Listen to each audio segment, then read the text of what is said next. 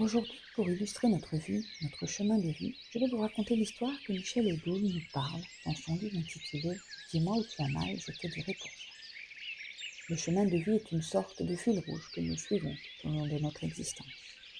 Pour le suivre, nous devons évidemment être équipés d'un moyen locomoteur qui est notre corps physique.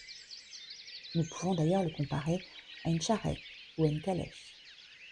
Le chemin sur lequel circule cette calèche ou cette charrette est un chemin de terre semé de nids de poules, de trous, de cailloux, de bosses, d'ornières et de fossés de chaque côté de notre moyen de locomotion. Les trous, les bosses et les cailloux sont des difficultés de la vie.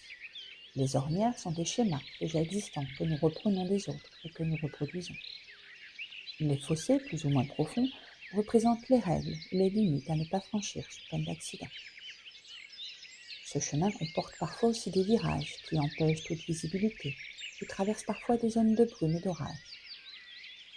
Ce sont toutes ces phases de notre vie où nous sommes dans le brouillard, où nous avons de la difficulté à voir clair ou à pouvoir anticiper, car nous ne voyons pas devant. Cette calèche et cette charrette est tirée par 2 chevaux. Un blanc, le yang, qui est à gauche, et un noir, le yin, qui est à droite. Ces chevaux symbolisent nos émotions, ce qui montre d'ailleurs à quel point ce sont elles qui guident dans notre vie et qui, ici, tirent notre calèche ou notre charrette. Cette dernière est conduite par un cocher qui représente notre mental, notre conscient. Notre calèche ou notre charrette possède 4 roues, 2 avant représentées par nos bras qui portent nos charges et 2 arrière plus grandes et qui représentent nos jambes qui, elles, transportent nos charges.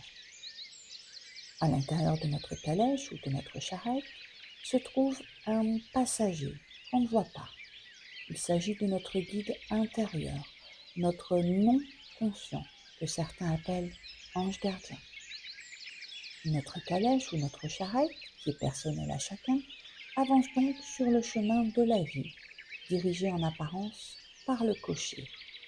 Car même si c'est lui qui la conduit, c'est en fait le passager qui en donne la destination.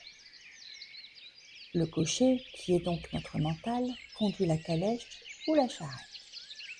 De la qualité de sa vigilance et de sa conduite ferme mais douce vont dépendre la qualité et le confort du voyage qui est notre existence.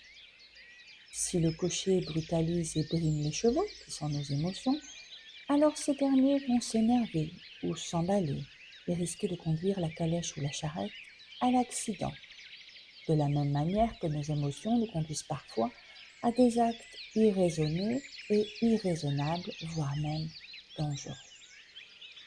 A contrario, si le cocher est trop relâché, s'il manque de vigilance, l'attelage va donc passer dans les ornières, comme par exemple reproduire les schémas parentaux, et nous suivrons alors le même chemin que les autres en risquant d'aller dans le même fossé que eux. De même, si le cocher ne sait pas éviter les trous, les bosses, les nids de poules, qui sont les coups et les erreurs de la vie, alors le voyage sera très inconfortable pour la calèche ou la charrette, pour le cocher, pour le passager, c'est-à-dire notre guide. Si au contraire, le cocher s'endort ou ne tient pas les rênes, ce seront alors les chevaux, nos émotions, qui dirigeront la calèche ou la charrette. Si le cheval noir est plus fort parce que nous l'avons mieux nourri, la calèche va alors tirer à droite et être guidée par les images émotives maternelles.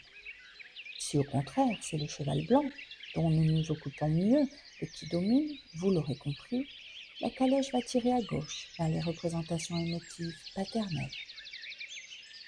Si le cocher conduit trop vite, trop imprudemment ou force trop, les chevaux s'emballeront et c'est le fossé, l'accident qui arrête plus ou moins violemment tout l'attelage et provoque plus ou moins de dégâts, accidents, traumatismes.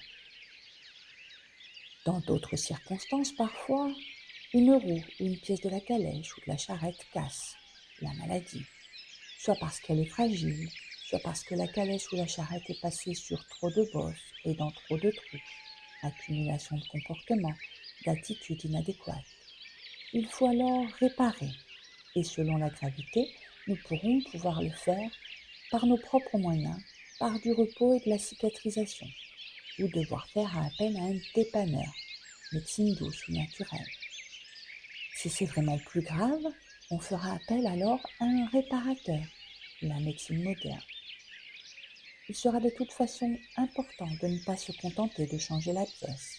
Il sera essentiel de réfléchir à la conduite du cocher et à la manière avec laquelle nous allons changer nos comportements, nos attitudes face à la vie, si nous ne voulons pas que la panne se reproduise. Parfois, la calèche traverse des zones de faible visibilité, c'est-à-dire que nous ne voyons pas vraiment où nous allons. Il peut s'agir d'un simple virage et l'anticiper en ralentissant, en repérant dans quel sens tourne le chemin, et suivre la course en maîtrisant au mieux les chevaux qui sont pour rappel nos émotions.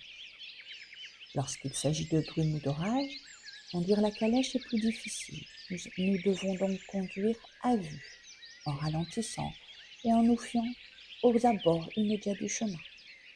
Nous devons ici faire confiance dans le chemin de vie, qui sont les lois naturelles, les règles, les traditions, notre foi, et à notre guide, qui a choisi ce chemin.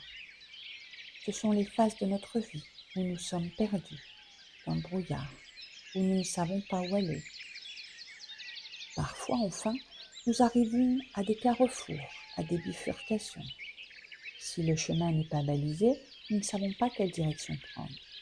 Le cocher peut alors prendre une direction au hasard, avec le risque de se tromper ou de se perdre.